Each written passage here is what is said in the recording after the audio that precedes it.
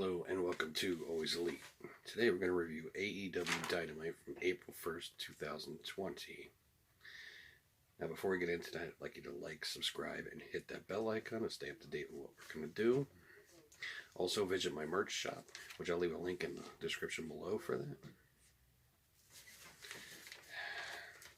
Starts off with a reveal of the brackets for the new TNT title. Basically, it's going to be their TV title. It's an 8-man single elimination tourney. Now the participants and the matches are as follows.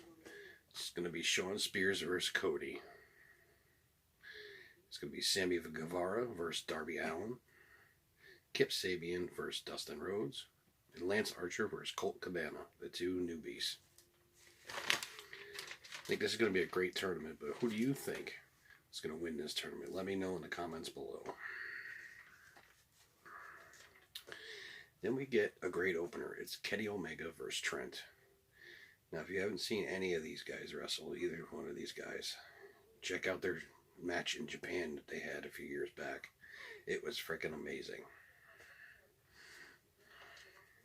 Early on, it's Kenny with a strong headlock to immobilize Trent.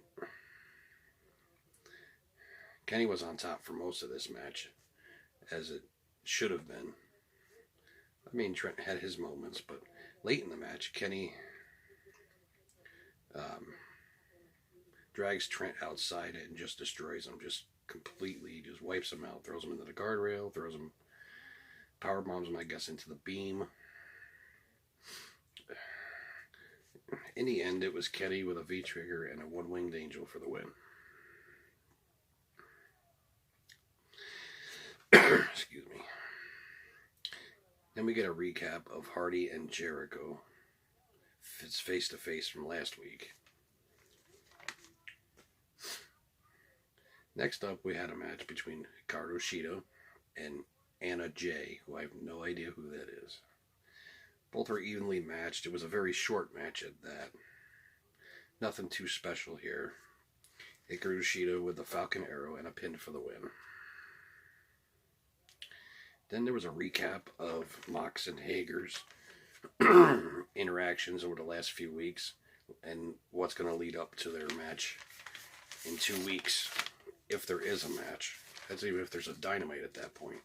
Because as far as I know, from my sources, they've only taped next week's stuff. I don't know if they're going to be allowed to continue on. Then it's Lance Archer versus Marco Stunt. Well, it was a squash for Lance because it was his first match in AEW. And while Marco was, a quarter of his size. I mean, Marco had 2 or 3 moves. The match lasted maybe 3 minutes, 4 minutes at best. And Lance wins with the blackout slam. It's basically a razor's edge into a Falcon Arrow. It's weird. Then we get a vignette with Brody Lee talking to the Dark Order. Tells one of them to stand up and say the thing that he told him to say. And they called him, that one person called him the Exalted One. He didn't like that. He wanted to be called Mr. Brody. And he gets really mad and throws a glass and breaks it and tells him to go away. The other one that was sitting down on the other side yawned. And he asked if there was any problems at home. He said no. He says he doesn't have time for people who are tired. It just shows a lot of weakness if you're tired. He tells him to go away as well. Well, this is a obvious jab at WWE and Vince McMahon. He's throwing some shade over there, which he has every right to do. If you know Luke Harper, his other persona when he was over there, how his run went. It was disaster. So it's time for him to get back at that. Next it was the Dark Order. I guess he's going by numbers now. It's number 8 and number 9 versus QT Marshall and Dustin Rhodes. How good is Dustin Rhodes? I mean, he is just so good. He's been in the business for so long. He just seems to get better, and he's ageless. He doesn't look a day older than he did 20 years ago. He's so good. After a distraction, the Dark Order take over, but it doesn't last very long. Dustin turns it around quickly with a double flapjack and a pin for the win. Match didn't last very long. Dustin and QT are 3-0 as a team. Right after that, Brody Lee comes down, punishes one of them, and then he stares down the other one. He dislikes losing, so we'll see where that leads. See if there's going to be some dissension within the ranks in the coming weeks and months. Next is a video package of Chris Jericho saying he was at home, you know, staying away from everything. Says it was a holiday for him, so he decided to stay away.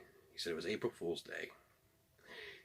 He makes fun of the Elite, all of them, but then Vanguard 1 was watching the whole time. He comes up to Jericho. Jericho asks Vanguard 1 if he wants to join and hands him a mini t-shirt of the Inner Circle, which was pretty funny. Vanguard just takes off. Jericho then calls his hounds, which are little tiny dogs that chase after it. And that was the end of that. That was hilarious.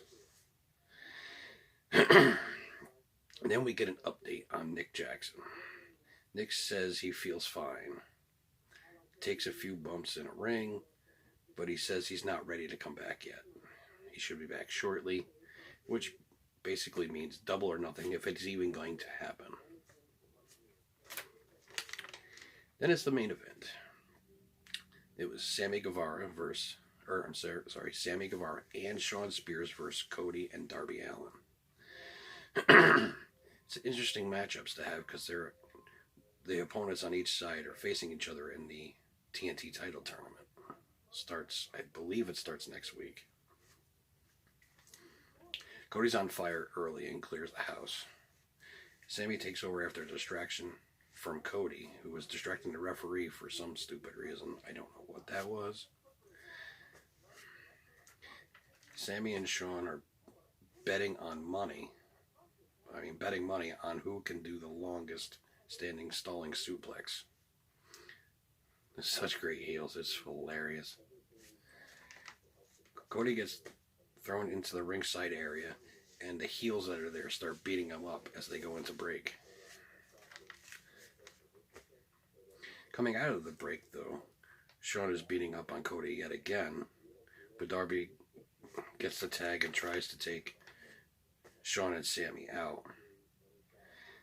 It works just for a little bit, but in the end, Spears rolls up Darby for the win off a distraction.